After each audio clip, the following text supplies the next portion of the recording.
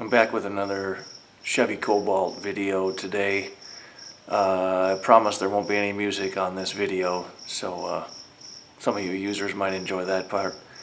Today I'm going to do struts on the 2006 Chevy Cobalt, and I'm using the ready-made struts this time with the springs already attached. Two things I want to say about that. First off, I ordered them online from AutoNation. You can probably order these from O'Reilly or any place, AutoZone. But one thing I found, you can go to Google and put in online coupons, and you can typically find the retail store has coupons available from various sites, and some will give up to 30% discount, which is what I've done for this particular job. And I got 50 bucks off the order, which, you know, every bit helps. They won't give you that in the store. So I ordered them online, took the discount, had them shipped to the store, and just went in and picked it up. And nice way of doing business. One other item about this particular car is the struts are different.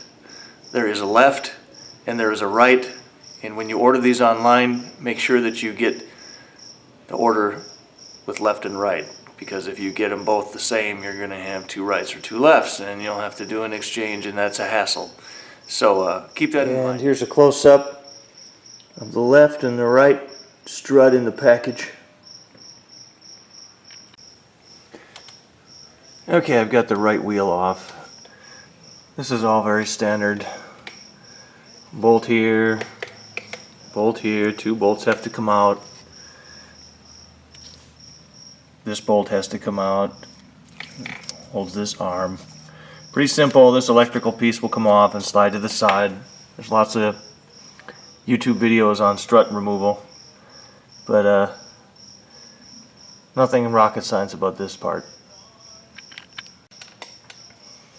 Okay, so I've removed the top bolt here from this swing arm. The two inner nuts are loose, and disconnected this wiring for this speed sensor and push the connector out of the way.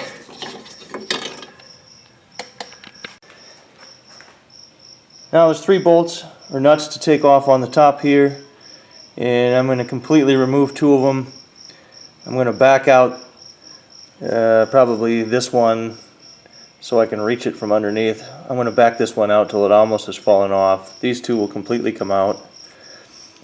And then I'm going to jack up the strut with my jack to get the pressure off. I'll pull those two bolt pins from underneath, and then I'll finish taking this nut off here, and the whole strut should fall right out of there.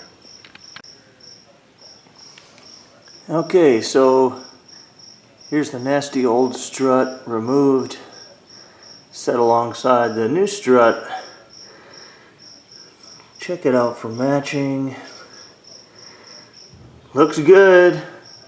And just slide that in, put nuts on the upper bolts, and then proceed to the lower side and put the big pins through. Okay, I got the bolts slid back in through the new one, and you can see that the serrated end is now ready to be tapped into place on both of these bolts here. I'll put the bracket back on. I'm going to put some anti-seize on the threads on this side and then tighten her down. Here it is, all put back together.